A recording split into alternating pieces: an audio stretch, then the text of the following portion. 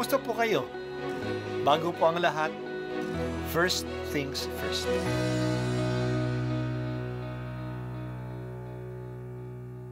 Good morning po. Sinisimulan po natin ngayon ang first things first. At dito po, tinatalakay natin sa unang bahagi ng umaga natin ay ang first readings na binabasa po sa banal na misa. Ito pong tinatalakay natin kasi madalas po kasi marami na tayong alam tungkol sa gospel readings. Pero konti po ang nagsasalita sa first readings. Pero ang first readings, bahagi din po yan ng Biblia, ng banal na kasulatan. Kaya susubaybayan po natin ang mga first readings, basahin po natin at kuminsan kailangan ng basahin ng 2 o 3 beses bago maintindihan kasi hindi po tayo familiar sa mga istorya at sa mga kaisipan na tinatalakay dito.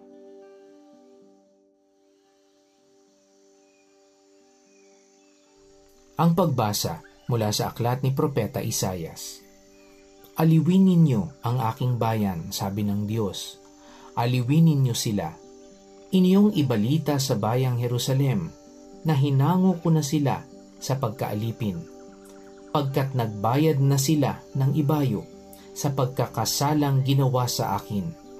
May tinig na sumisigaw, ipaghanda ang Panginoon ang daan sa ilang. Isang patag at matuwid na lansangan para sa ating Diyos. Tambakan ng mga lambak, patagin ng mga burol at bundok, at pantayin ang mga baku-bakong daan. Mahahayag ang kaningningan ng Panginoon at makikita ng lahat. Siya mismo ang nagsabi nito. Magpahayag ka, ang sabi ng tinig. Ano ang ipahahayag ko? Tanong ko. Sumagot siya. Ipahayag mong ang tao ay tulad ng damo, ang kaniyang buhay ay tulad lamang ng bulaklak sa parang. Nalalanta ang damo, at ang mga bulaklak ay kumukupas, kung sila'y mahipa ng hangin. Ang tao nga ay tulad lamang ng damo. Oo, ang damo'y nalalanta, at kumukupas ang mga bulaklak. Ngunit ang salita ng Diyos ay hindi lilipas. At ikaw, O Jerusalem, mabuting balita ay iyong ihayag. Ikaw, Sion, umakyat ka sa tuktok ng bundok. Ikaw ay sumigaw, huwag kang masisindak. Sabihin sa Huda, narito ang iyong Diyos. Dumarating ang Panginoon na makapangyarihan. Taglay ang gantimpala sa mga hinirang.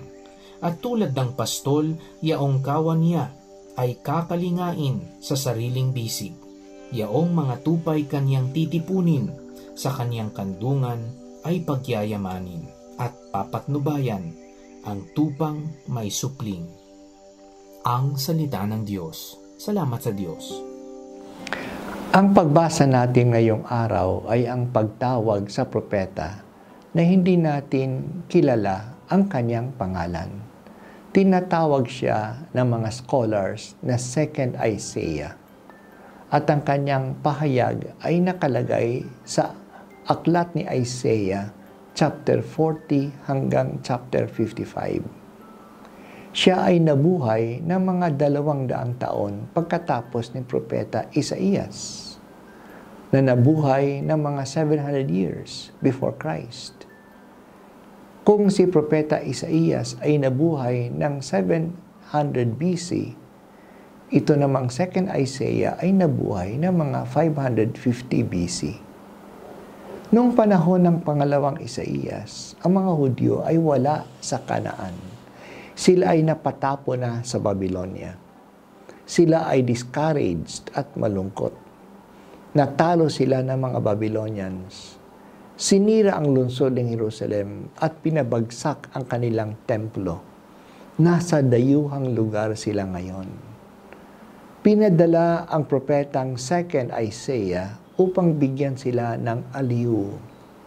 Kaya sinabi ng Diyos sa propeta na aliwin ang kanyang bayan. Nabayaran na ang kanilang pagkakasala. Matindi ang kahirapan na kanilang dinanas, kaya bayad na ang kanilang mga pagkakasala noon. Malapit na silang makabalik sa kanilang sariling bayan. Kaya patatagin na ang daan sa ilang. Tambakan na ang mga lambak at pantayin ang baku-bakong daan upang dumating na ang Panginoon na magdadala sa kanila sa kanilang bayan. Maniwala sila sa mensahe ng propeta.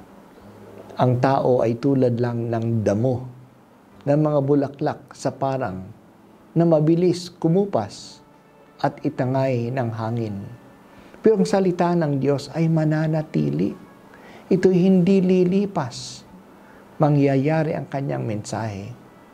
Kaya isigaw na niya sa tuktok ng bundok na narito na ang Diyos na makapangyarihan. Darating siya tulad ng isang pastol na kakalingain ang kanyang mga tupa at maingat na dadalhin pa uwi sa kanilang pastulan. Dahil sa mahal ng Diyos ang kanyang bayan, nagpapadala siya ng kanyang mga sugo, ang mga propeta, hindi lang upang magbigay ng babala sa mga tao, kundi upang palakasin din ang loob nila. Sa panahon ng pagkatapon sa kanila sa Babylonia, discourage ang mga Israelita. Wala na silang pag-asa na makabalik uli sa kanilang lugar. Kaya pinadala ng Diyos ang ikalawang Isaías upang bigyan sila ng aliw, palakasin ang loob nila, ibalik uli sila sa Diyos. Manalig sila. Ang salita ng Diyos ay mananatili. Mangyayari ito. At totoo nga, mga 70 years lang sila sa exile. Natalo ng mga Persians ang mga Babylonians. At pinayagan sila ng mga Persians na bumalik sa Kanaan noong 539 BC. At tinulungan pa silang itayo uli ang kanilang templo. Talagang maaasahan ang salita ng Diyos. Amang makapangyarihan, hindi mo hahayaan na ang huling salita sa aming kasaysayan ay pagkatalo at pagkabigo. Ikaw ang Diyos na manliligtas, kaligtasan ang huling salita. Magwawagi ang mga magandang plano mo sa amin. Manalig dawa kami sa iyong salita sapagkat ito'y maaasahan. Amen.